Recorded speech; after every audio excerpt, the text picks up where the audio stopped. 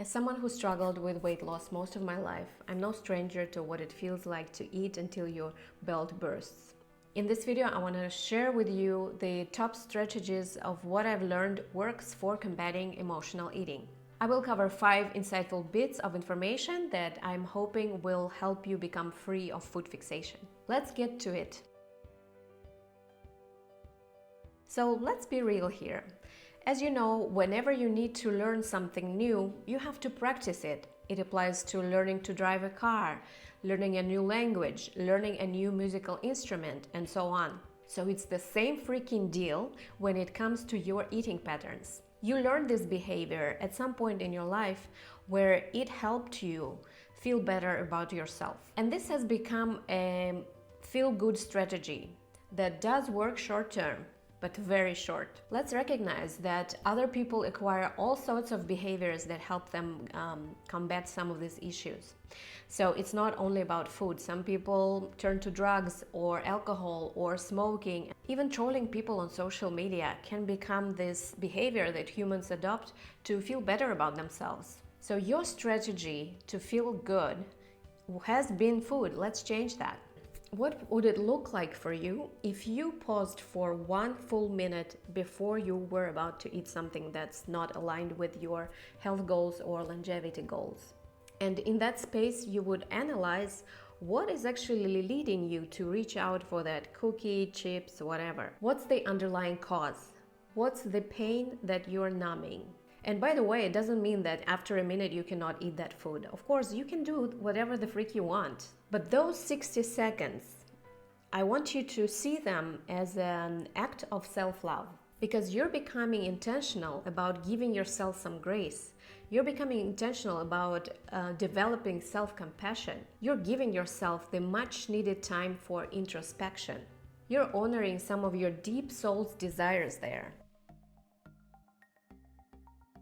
If you could take a snapshot of your life as it is today, you would see a reflection of the level of capacity of your nervous system. And so if you want to go beyond your current state of affairs, you need to stretch beyond that capacity. Take small steps daily to expand that capacity. Flex that expansion muscle.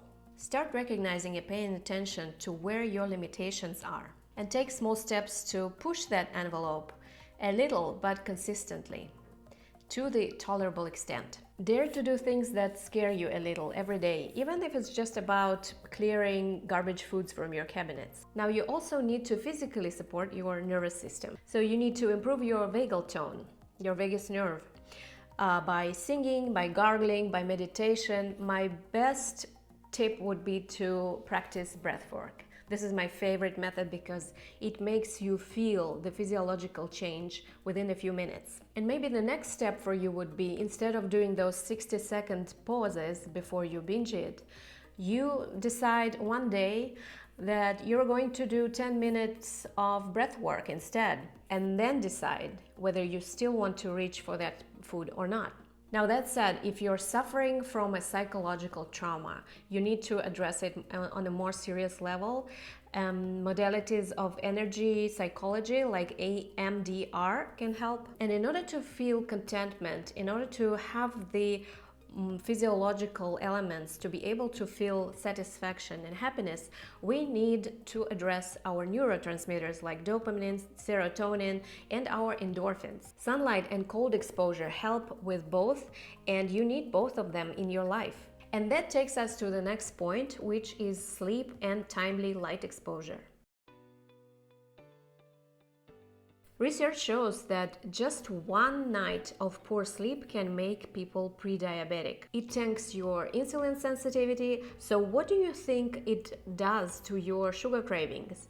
It increases them dramatically. The thing is that our hormones work on a circadian clock. We have to stop living like zoo animals indoors and start living, observing those light and darkness cycles as intended by nature.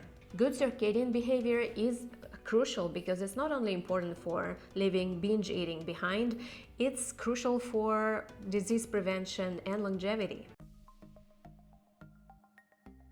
Many times we eat garbage foods because they are packaged, they're ready to go. So what would happen if you had some yummy, delicious food in your fridge at all times? Always have lots of protein ready to go in the fridge. It's much easier to not go crazy on food when you're fed. Feeding yourself properly and providing your body with the building blocks that it needs for health is the ultimate state of self-love, if you ask me. So make sure you have different protein options in your fridge and your freezer.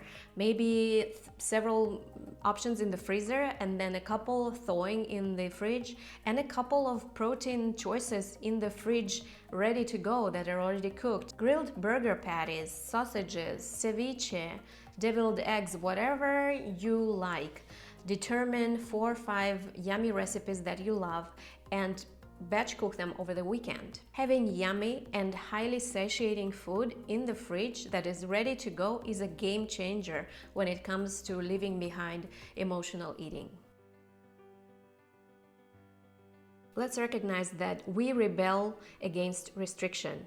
So what would happen if instead of saying, I cannot eat this, we reframe it and make it into a play, into an experiment? It's shifting from the restrictive mindset into an expansion mindset. I'm running an experiment here. Getting curious. What would happen if I blocked blue light? What if I put blue blocking glasses at night after sunset for 5 days straight? What would happen? What would happen if I cooked yummy meals and had them in the fridge for the whole week? What would happen in 7 days for me? I imagine it would actually be good for me to do that. So what if I run this experiment? When you're about to binge eat, in those moments, food becomes your smokescreen. Hey, look here and not there, because this is painful stuff. Pleasure is here, go right there. This is your brain protecting you. Your body wants you to literally go into a food coma so that you don't have to face other issues. And those issues could be some psychological trauma from the past or even just some uncomfortable beliefs that you have about yourself. You've been putting so much pressure on yourself, by yourself. The only way out is love. Learn self-compassion, practice it daily. It's the ticket to freedom.